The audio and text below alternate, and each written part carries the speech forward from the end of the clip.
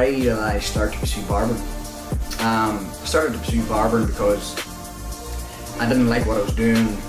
I left school and thought that I had to sort of do what my brothers were doing, sort of follow like a joinery path. My dad was a joiner, two brothers were joiners, and I sort of left school and threw it on the building site and thought this is what I had to do. That's not what I wanted to do, but I just did it because I sort of felt I had to do it. But no, I felt it didn't suit me, and I was always into like my clothes and styling. And I always used to go to Barbers Of BT45 when I was just opposite Sizzlers there at the top of the town. And every time I went into the shop, it was always good atmosphere and stuff like that. And I left the shop sort of feeling fresh and feeling good, and I thought that's the sort of job that I want to be doing.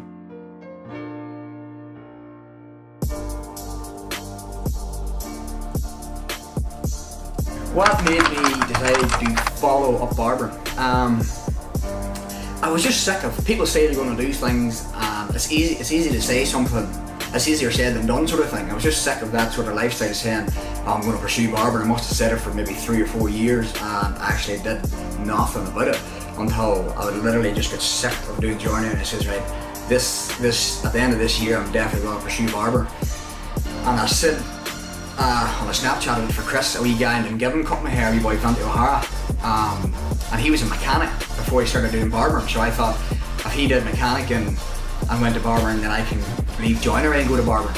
So Chris was always a good friend of mine, and he always cut my hair. And I was on getting a haircut one day, and I said to Chris that in September I was going to go to like a tech or something and do joinery, follow it up. Finally, after maybe 3 or 4 years, and Chris then said that if I was interested, he would take me on as a new junior in an apprenticeship, and he would sort of show me his way.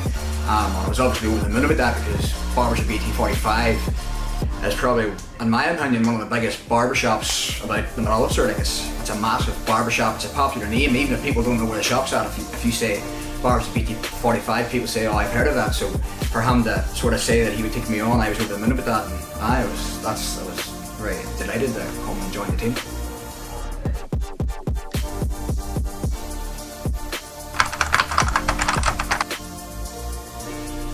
Barbers Of BT45 take barbering really serious. They do a lot of training nights and stuff, and they bring in like big names like Alan Beak, Ryan Cullen, Connor Taff, and they sort of educate us and stuff, and it's really good to get that sort of education.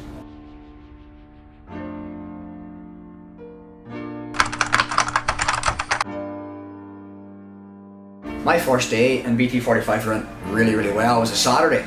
Saturdays are obviously a busy day for the barbering industry. And Barbers Of BT45, especially on a Saturday, there's maybe about 20 people sitting in the waiting area. So when I came in the first day, I was sort of threw into the deep end, and I was just walking about taking names, cleaning up, sweeping the floor and stuff, because obviously I didn't know much about hair. But my first day went really well, and it suited me really well, the whole BT45 thing, because I was working Monday to Friday in a wee joinery place, and what Chris was giving me was sort of Friday evenings and Saturdays in the shop, so it suited me down to the ground sort of bit. The training that I got in BT45, like I said before, I was planning to go to like a tech or something like that, and there's absolutely nothing wrong with that. That's good. But me coming in and doing it completely different from somebody else, just coming straight into a barbershop and doing an apprenticeship, well, not a lot of barbers do that. So the training that I got, I'm extremely happy with, because I've only been barbering now just over a year, and I think I'm flying. Chris takes it really serious. Chris even gives you the wee exams and stuff like that to start. I maybe did 2 or 3 wee exams with Chris, and he checks them over then, and then that allows him to see whereabouts you are and what he maybe need to improve, or what I like on us, or what I need to improve. But Chris takes it real serious, and I was glad to come in here and get trained.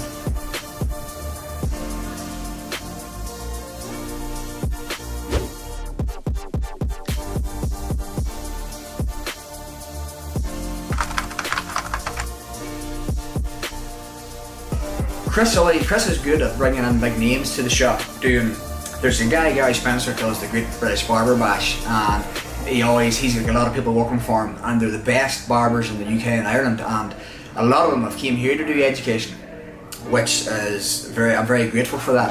And I didn't, that was something that Chris sort of did for all the staff, sort of paid for that. I didn't really pay for nothing. Chris just sort of brings them in to help educate us, so it sort of shows how serious he takes it and how he treats his staff. When I started, I was only maybe barbering for 2 weeks.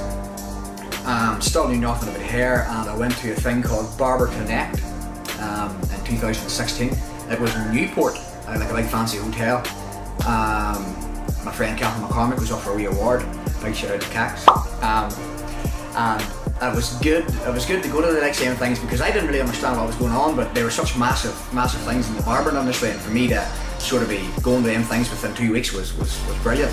And going to them things sort of helps you sort of learn and progress yourself as well.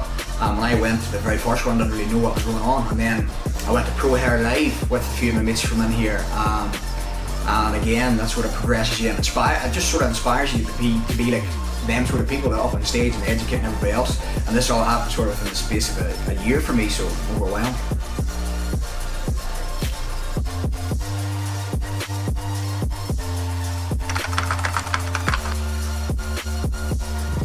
The atmosphere in BT45 is really good.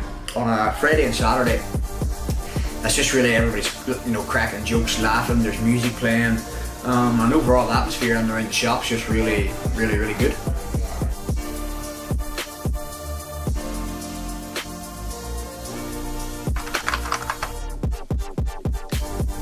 To start, I found it really difficult. I struggled with, I remember when Chris, the very first thing to training, I brought my wee brother and completely butchered his hair like.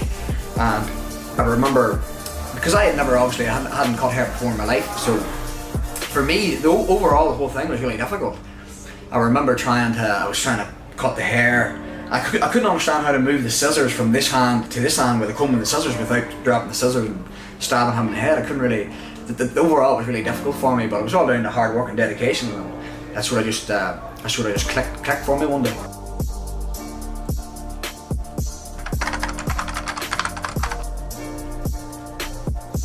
For the new juniors coming into the shop, I understand that, like, because I was a junior, and I sort of understand because I was there this time last year.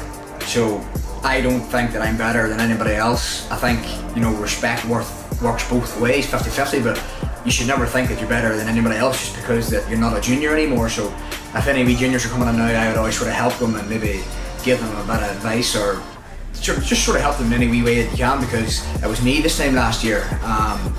It is very important for juniors to do their duties, like clean, hoover, make sure the shop's spotless, and that shows then that if you're dedicated then and doing their wee jobs there, it just shows then that in 5 or 6 months time then you're going to be dedicated when it comes to the barbering side of things as well.